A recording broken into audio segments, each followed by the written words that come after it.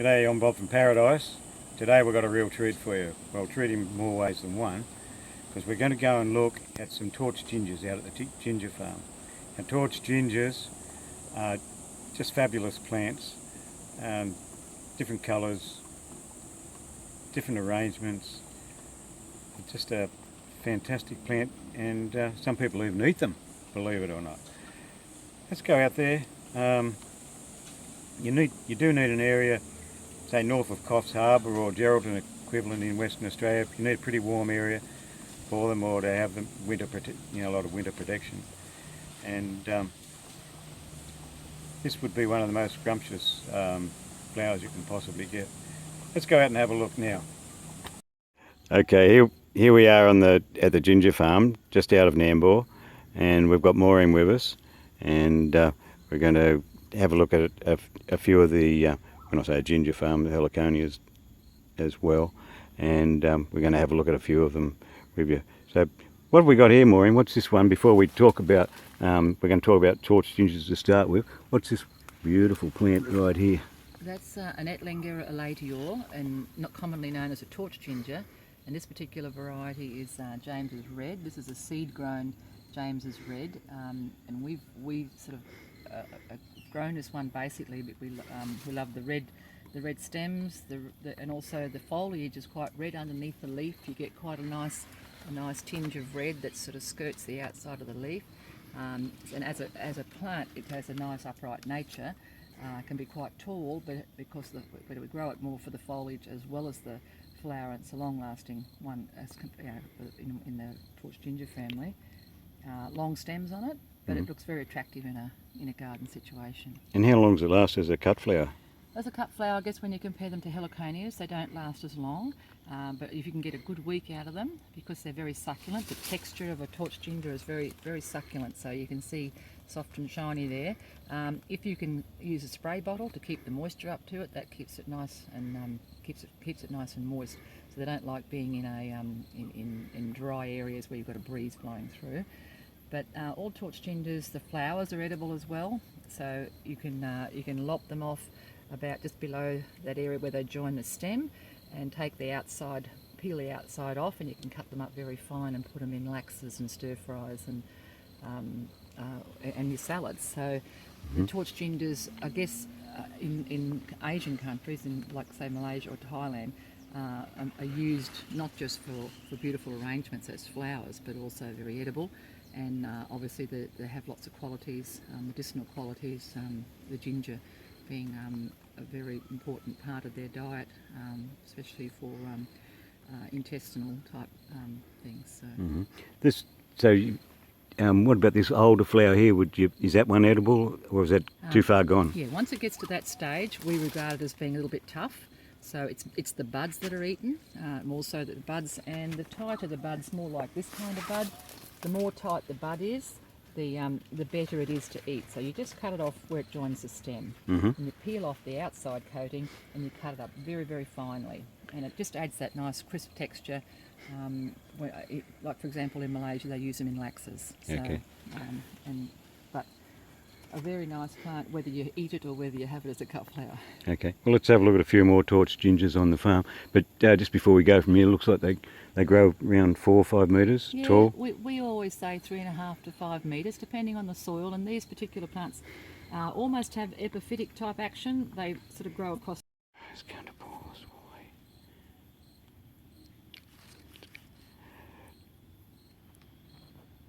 Filtered roots. So and because of that, the way that it likes to grow, it can grow in very moist soil. So it can almost grow in swamp. In Cairns, I've seen it in very swampy areas. So right. So, and we can talk about that's how you dig the rhizome from down there. Yeah. Okay. Well, so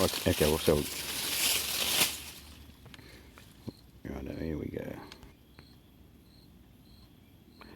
Okay, so you're saying that they grow on top of the ground? Yeah, and they're herbs. All heliconias and gingers are just giant herbs, and therefore their roots are quite shallow. You'll have no problems with any kind of roots growing, causing any problems around buildings or what have you, because the roots are directly under them.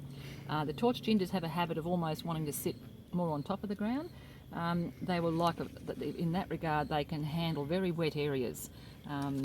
Their flowers come through on separate basal stems, so the flowers are separate to the pseudo stem of the plant. But they do like very rich, moist ground, and they basically just walk away from the centre when you put the plant in. They'll just walk slowly away from the centre, still keep that upright nature, and bush up. But they're very easy to dig out and divide by rhizome.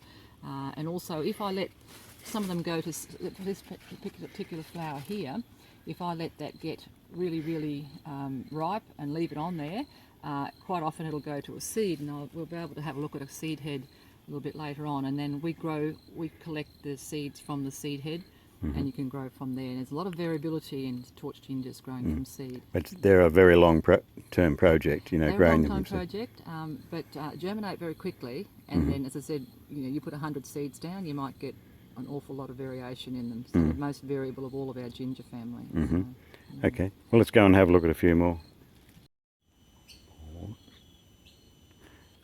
Okay, and here we are here. What have we got here, Maureen? well, this is a seed head. Once, if you leave the flowers, if you don't pick the flower, quite often they can form a nice big seed head like that. So you can see where the flower was up here, and then it produces the lovely ripe fruit down here. So, you know, certain pollinators that we have here on the farm, we have little microbats, we have ants, we have birds that have adapted over the 15 years or so we've been up here growing these. So quite often when we leave a flower, let it get overripe, they do produce these seed pods. So there are medicinal properties in those fruits, and in other countries they eat the whole fruit. But inside this little tiny fruit capsule here is where the seeds are encapsulated. And how many seeds would be inside there? There are hundreds of seeds inside there, Okay. and they're very tiny. So it's a very long process, I guess, grown from seed. We much prefer the division by rhizome. How long would it be? Well, you'd probably they germinate quite quickly, but to go from a seed, you've got to go through all sorts of processes to get it to a certain height, and then you've got to. It's a lot longer, more of a finicky process. But obviously, if you want to do on production scale, it's a quicker way of getting X So amount. how long would it, say, take to get a flower? A couple of years, or more than over a few years. Certain varieties probably longer than others, 2 to 5 years. You know, to get a flower, to get them to flower from seed grown, because you've got a whole season to get them to the stage where you can put them in the ground even. Okay, and right next to here, we've got another, looks like a pink one. Yep. This is one that's not yet released, I believe. Yeah, it'll be a few years on that one there. We've been working on colours. There's been, in Australia we have lots of people who, people who've been hybridising torch gingers. So we've been lucky enough to have some very good collections of torch gingers. I'd say we'd probably have one of the bigger collections in the world grown right here at this farm, because a lot of our, in our early years, there was a lot of work done on torch gingers. And what do you call this one? This is a no name as yet.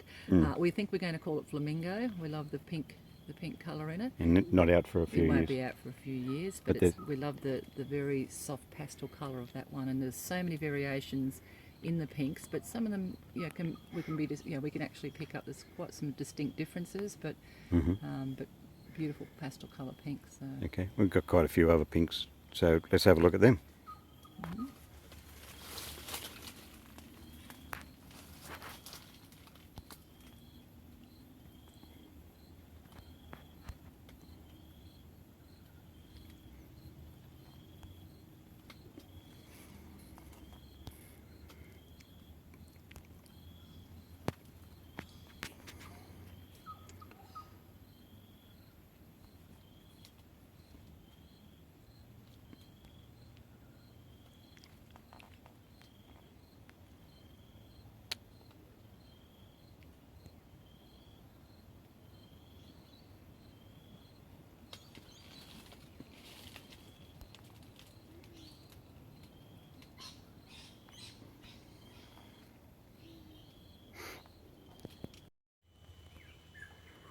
Okay, what's this one here?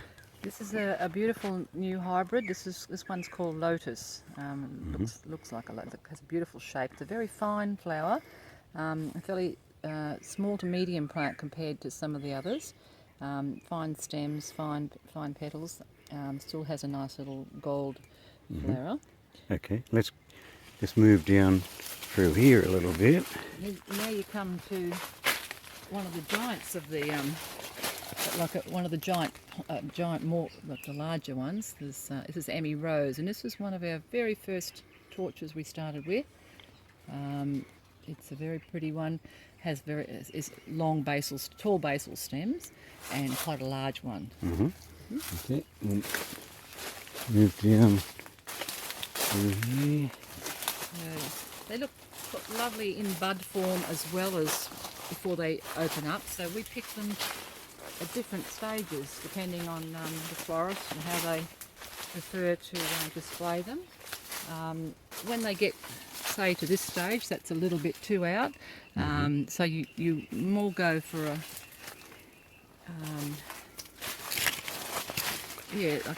What would you call it, or what do you call this one? well, this one is Pink Spider, and we like Pink Spider because it has very fine, as you can see that the actual bracts are much more fine, so we call it Pink Spider. It was one of our earlier ones, and it comes out as a very light pink as a bud, and then goes into a darker pink as it ages, as do all of the pinks. They start off as a light colour. And as I said before, all the buds are edible, so some different countries like the lighter colour torch flowers to eat. Okay.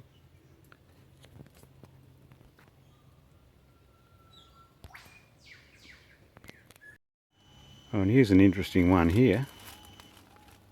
Yes, this is the red torch. This is one of the original plants that we did over 15 years ago. As you can see, the original row is still sort of half intact. They just walk away a little bit from the centre, but the straight red torch is a very beautiful torch. Very dark stems, and the leaf, the foliage is very nice as well. It's hard to believe that's a real life plant, not enhanced in any way. It's just so amazing to look at. At all different stages they are, in a bud form right through to the very open form.